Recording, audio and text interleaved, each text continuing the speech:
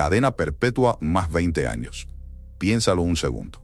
Suena a una condena sacada de una película de ciencia ficción o de un tribunal divino, porque biológicamente es imposible que un ser humano cumpla el resto de su vida en prisión y una vez muerto siga cumpliendo 2 décadas más tras las rejas.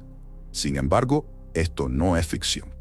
Es el titular que sacudió a toda Cuba el pasado 8 de diciembre de 2025, cuando el Tribunal Supremo Popular anunció la sentencia contra el exministro de Economía, Alejandro Gil Fernández.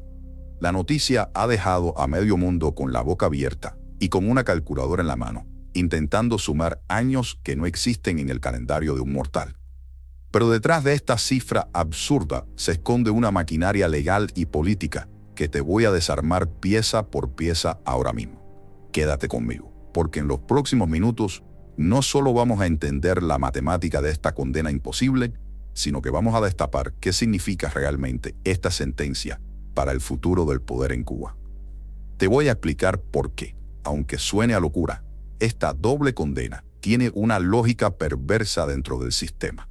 Te contaré qué es lo que no te dijeron en esa escueta nota oficial y, lo más importante, analizaremos el infierno burocrático y físico que le espera a uno de los hombres que, hasta hace poco, se sentaba a la derecha del poder en Cuba. Si crees que lo sabes todo porque leíste el titular, prepárate, porque la letra pequeña de esta historia es mucho más oscura de lo que imaginas.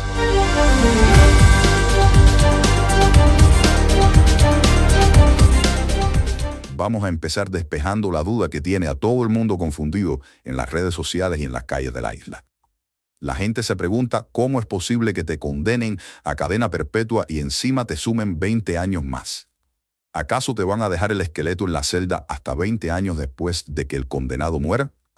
Para entender esto, tenemos que salirnos un momento de la lógica del sentido común y entrar en la lógica de los tribunales. Y para que lo entiendas bien, vamos a compararlo con algo que quizás has visto en las noticias internacionales o en la serie de televisión.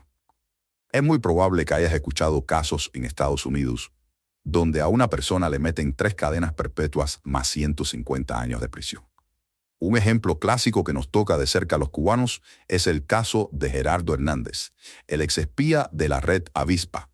En el año 2001, Gerardo fue sentenciado a 2 cadenas perpetuas más 15 años.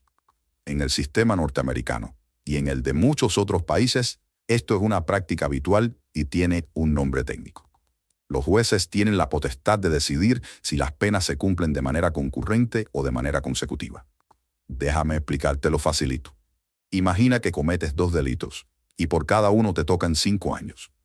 Si el juez dice que son penas concurrentes, significa que los 2 relojes empiezan a correr al mismo tiempo.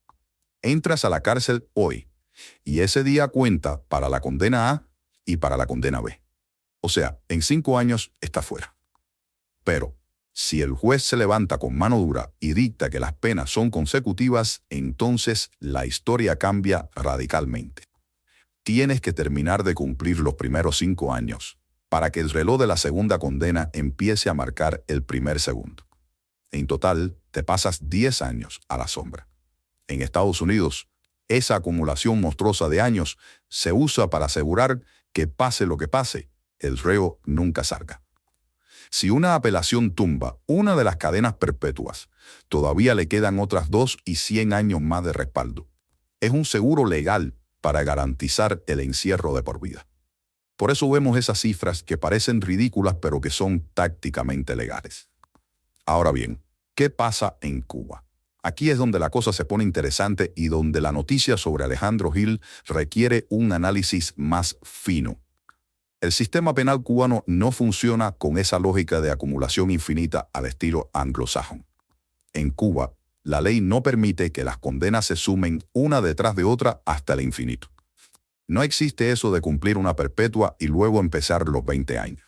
Cuando una persona en Cuba es juzgada por varios delitos o en varios procesos distintos, como es el caso del exministro, el tribunal tiene la obligación de realizar un procedimiento que se llama sanción conjunta. Esto está regulado en el artículo 86 del Código Penal vigente. Básicamente, lo que dice la ley es que no te pueden picar en pedacitos para cumplir condenas separadas. Tienen que unificarlo todo en una sola gran sentencia. La regla de oro en el Código cubano para estos casos es la absorción de la pena menor por la mayor, especialmente cuando hablamos de sanciones tan graves. El artículo es claro. Si entre todas las condenas que has recibido hay una de privación perpetua de libertad, esa es la que manda, esa es la que se queda. La cadena perpetua se come, absorbe y anula la necesidad de cumplir los otros 20 años de forma separada. Es como si en un juego de cartas el as de oro matara a todas las demás cartas de la mesa. La perpetua es el as definitivo. Entonces te preguntarás, si la ley dice que debe haber una sola pena, ¿por qué el Tribunal Supremo Popular anunció el 8 de diciembre que le metieron perpetua por un lado y 20 años por el otro? ¿Se equivocaron? ¿No saben aplicar su propia ley? No. No es un error de cálculo, es un tecnicismo procesal que revela en qué punto exacto estamos de la historia.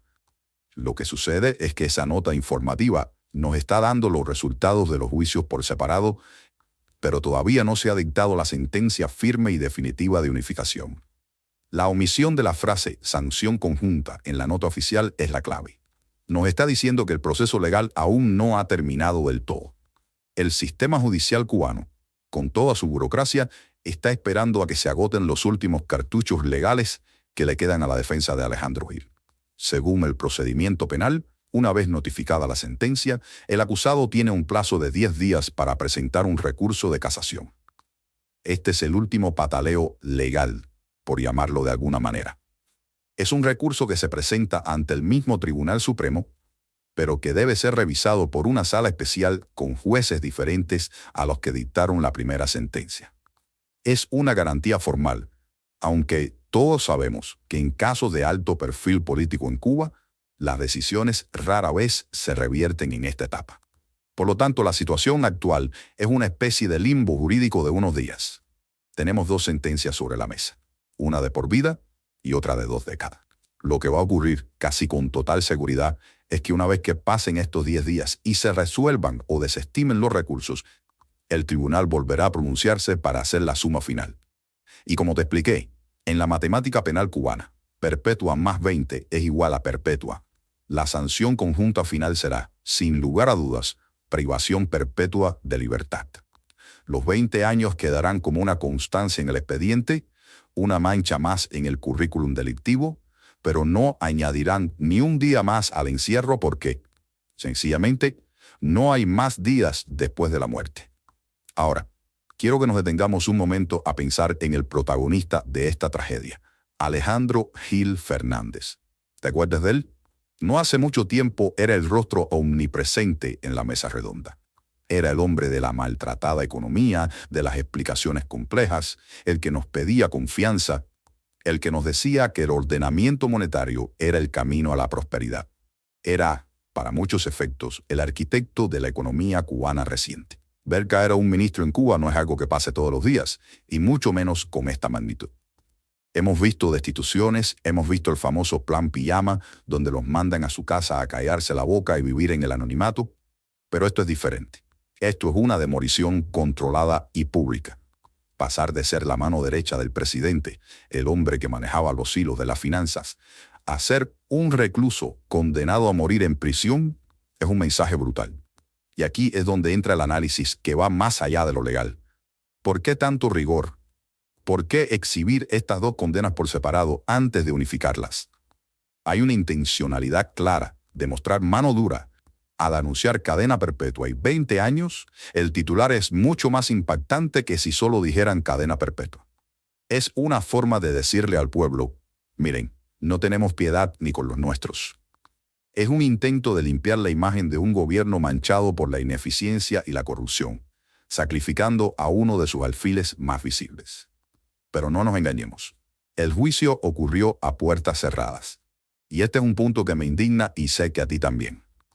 Si los delitos fueron tan graves, si el daño a la economía fue tan grande como para merecer que un hombre muera en la cárcel, ¿por qué no nos mostraron las pruebas? ¿Por qué los cubanos, que fueron los que sufrieron en sus bolsillos y en sus mesas las consecuencias de esa mala gestión y de esa presunta corrupción, no tuvieron derecho a ver el juicio? La opacidad sigue siendo la norma. Nos enteramos del resultado, de la cifra final. pero no del cómo ni del por qué exacto. Nos piden que confiemos ciegamente en que se hizo justicia, mientras esconden los trapos sucios que seguramente salpicaban mucho más arriba o a los lados. Esa falta de transparencia alimenta todas las teorías. ¿Es Hill un chivo expiatorio? Probablemente. ¿Cometió delitos graves? También es muy probable. En un sistema donde el control de recursos es absoluto y la fiscalización es nula, la corrupción es el aceite que mueve el motor. Pero que todo se haya resuelto en secreto nos deja con la sensación de que nos están contando solo la mitad de la película, la mitad que les conviene para cerrar el capítulo y pasar página. Ahora, quiero llevarte a lo que viene después, porque la sentencia es solo un papel firmado. La realidad, la cruda realidad, empieza cuando se cierran las rejas. Y aquí es donde la historia de Alejandro Hill se convierte en una pesadilla de la que no va a despertar. Mucha gente piensa, y con razón, que en muchos países la cadena perpetua es algo simbólico. Vemos documentales de prisiones en Europa donde los presos tienen televisión, estudian carreras universitarias y a los 15 o 20 años salen por buena conducta. Incluso en Estados Unidos existe la posibilidad de libertad condicional en algunos casos. Pero amigo mío, estamos hablando de Cuba. Y en Cuba, la ley de ejecución penal es un documento que no deja espacio para la esperanza cuando se trata de este tipo de condenas. Vamos a analizar qué significa la ejecución de la pena de privación perpetua de libertad en la isla. No es solo estar encerrado, es cómo vas a estar encerrado. La ley cubana es explícita y no admite interpretaciones suaves para estos casos. Los condenados a perpetua deben cumplir su sanción en establecimientos penitenciarios de alta o máxima seguridad. Olvídate de las granjas de trabajo. Olvídate de los campamentos abiertos donde se respira aire puro. Estamos hablando de las prisiones más duras del país. Lugares como el Combinado del Este en La Habana o Kilo 8 en Camagüey, conocida popularmente como Se me perdió la llave. En estas prisiones el régimen es severo. Y aunque la ley habla de algo llamado progresión de régimen, que es el sistema por el cual un preso va ganando beneficios y pasando a condiciones más suaves a medida que cumple años y se porta bien, para los condenados a perpetua esta progresión es prácticamente una ficción. La norma dice que no pueden ser trasladados a centros de menor rigor. O sea, Hill muy probablemente no va a terminar sus días en una prisión de mínima seguridad cuidando un huerto. Va a vivir y morir en un entorno de máxima seguridad, rodeado de muros altos, rejas dobles y vigilancia constante. Y si estás pensando, bueno, quizás en unos años, cuando la cosa se enfríe, lo sueltan, déjame decirte que la ley blindó esa puerta también. La libertad condicional, ese sueño de todo preso, está casi vetada para los perpetuos. La legislación establece que solo se puede conceder de manera excepcional, y ojo al dato, esa excepción solo se puede valorar después de haber cumplido 30 años de encierro. Haz las cuentas conmigo. Alejandro Hill nació en 1964. Si la sentencia es firme ahora en 2025, tiene unos 61 años. Para cuando cumpla los 30 años de prisión necesarios para siquiera pedir la libertad condicional, tendría más de 90 años. Estamos hablando de una condena que es, biológica y legalmente, una sentencia de muerte en vida. No hay escapatoria matemática. La posibilidad de que salga caminando por la puerta principal de la prisión es prácticamente nula, a menos que viva más de un siglo, y las condiciones de vida en una cárcel cubana no son precisamente las ideales para la longevidad. Y aquí tocamos otro punto sensible, la salud. En muchos sistemas penales, cuando un recluso está muy enfermo o es muy anciano, se le otorga una licencia extrapenal o un beneficio humanitario para que vaya a morir a su casa rodeado de su familia. Es un acto de compasión básica. Pero la ley cubana, en su redacción actual, excluye explícitamente de esta posibilidad a los condenados a privación perpetua de libertad. Fíjate en la dureza de esto. Aunque enferme, aunque su salud se deteriore gravemente, la ley dice que debe seguir dentro. No hay licencia extrapenal para los perpetuos. El sistema está diseñado para que la pena se cumpla hasta el último suspiro dentro de los muros del penal. Es un mensaje aterrador, no solo para él, sino para cualquiera que ostente un cargo público en Cuba hoy en día. El mensaje es: si te conviertes en un lastre o en un traidor a los ojos del sistema, El sistema te va a tragar y no te va a escupir hasta que seas un cadáver. Me pregunto qué estará pasando por la cabeza de los otros ministros, de los gerentes de empresas estatales, de los cuadros del partido al ver esta noticia. Porque Alejandro Gil no era un opositor, no era un disidente que tiraba piedras, era uno de ellos, era carne y sangre de la cúpula. Y ver cómo el sistema devora a uno de sus propios hijos con tal saña debe generar un terror paralizante en los pasillos del poder. Esta sentencia de cadena perpetua más 20 años, aunque termine siendo solo perpetua en los papeles, es también una maniobra de distracción masiva. Mientras hablamos de Gil, mientras discutimos si son 20 o 30 años, no estamos hablando de las causas profundas de la crisis que él supuestamente gestionaba. Gil es el culpable perfecto. Al condenarlo a él a una pena tan extrema, el gobierno intenta decir, ya castigamos al responsable de que no haya comida, de que la inflación esté por las nubes, de que el dinero no valga nada. Caso cerrado. Pero tú y yo sabemos que la economía de un país no la hunde una sola persona, por muy ministro que sea. Gil era el rostro, sí, y seguramente firmó y decidió cosas terribles. Pero las políticas, las directrices, el modelo, eso viene de más arriba y es sistémico. Quemar el fusible no arregla el cortocircuito. Y Gil es el fusible más grande que han quemado en décadas. Es importante que no perdamos de vista el factor humano dentro del análisis político. Imagina las condiciones de vida que le esperan. Las cárceles en Cuba son famosas por el hacinamiento, por la mala alimentación, por la falta de medicamentos, por la violencia interna. Pasar de la comodidad de un despacho climatizado y un carro con chofer a una celda compartida con presos comunes, con un hueco en el suelo como baño y un colchón sucio de fana y con ladillas. Es un choque psicológico devastador. Muchos dirán que se lo merece, que mucha gente sufrió por sus decisiones. Y es una reacción humana comprensible. El pueblo cubano ha pasado demasiadas necesidades como para sentir lástima por los responsables de su miseria. Pero como analistas de la realidad, tenemos que ver más allá del rencor. Tenemos que ver que esta sentencia sienta un precedente. Nos dice que el Estado está dispuesto a aplicar el máximo rigor de la ley, incluso contra los que fueron leales, si la supervivencia política lo requiere. Además, hay un detalle en la nota del tribunal que no podemos pasar por alto. Se menciona que fue sancionado en dos procesos distintos. Uno de perpetua y otro de 20 años. ¿Qué delitos son esos exactamente? La nota es vaga. Se ha hablado de corrupción, de cohecho, de tráfico de influencias, pero al dividirlo en dos procesos, nos dan a entender que sus crímenes fueron múltiples y continuados. Esto sirve para construir la narrativa del villano perfecto. No fue un error, fue una carrera delictiva, nos dice. Y sin embargo, insisto, todo a puertas cerradas. ¿Qué implicaban esos otros 20 años? ¿A quién más involucraban? Porque para que haya corrupción a ese nivel, tiene que haber una red. Uno no se corrompe solo en un vacío. Hay quien paga, hay quien calla, hay quien recibe una parte. Al condenar a Gil de esta manera tan contundente y silenciosa, también se está protegiendo esa red.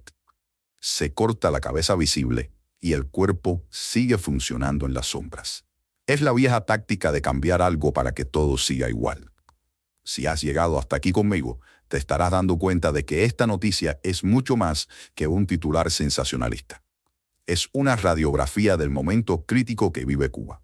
Un momento donde el sistema necesita culpables de peso para calmar el descontento popular y donde las leyes se aplican con un rigor de hierro para mandar advertencias internas y externas.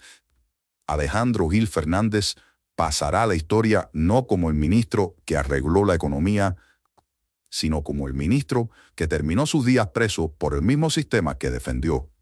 Es una ironía trágica. El hombre que pedía resistencia creativa ahora tendrá que resistir la realidad más dura posible, el olvido y el encierro eterno. Antes de ir cerrando, me gustaría saber qué piensas tú de todo esto. ¿Crees que esta condena es justicia real o es solo un show para calmar al pueblo? ¿Piensas que con Gil en la cárcel va a mejorar la economía o simplemente han cambiado al capataz? Déjame tu opinión en los comentarios, porque este tema tiene mucha tela por donde cortar y me interesa muchísimo leerte. El debate no se acaba aquí, se acaba cuando nosotros dejamos de hablar, y eso no va a pasar. Y ya que vas a bajar a comentar, aprovecha y dale a ese botón de suscribirse si todavía no lo has hecho. Activa la campanita, porque en Noticias Cuba no nos quedamos con la versión oficial. Siempre vamos a buscar el fondo de la noticia, como hicimos hoy. Comparte este video con ese amigo o familiar que todavía no entiende cómo funciona eso de la cadena perpetua más 20 años, para que se le aclaren las dudas. Para concluir, quiero que te quedes con esta idea. La sentencia de Alejandro Gil es un espejo. Un espejo donde se mira el poder y ve su propio miedo. Miedo a perder el control, miedo a la ineficiencia, miedo a la verdad. Han encerrado a un hombre y han tirado la llave, esperando que con él se encierren también los problemas que llevaron al país a la crisis. Pero las crisis no se encarcelan. La realidad sigue ahí fuera, en la calle, en la bodega, en la parada de la guagua. Y esa realidad no tiene condena que la borre, solo tiene soluciones que lamentablemente no parecen llegar. Estaremos muy pendientes en los próximos días a ver si finalmente se hace pública esa sentencia conjunta y si sale algún detalle más sobre lo que pasó en ese juicio secreto. Cualquier novedad, ten por seguro que te la traeré aquí desmenuzada y clara como te gusta. Y como siempre te digo, nos vemos en un próximo video de Noticias Cuba. Chao.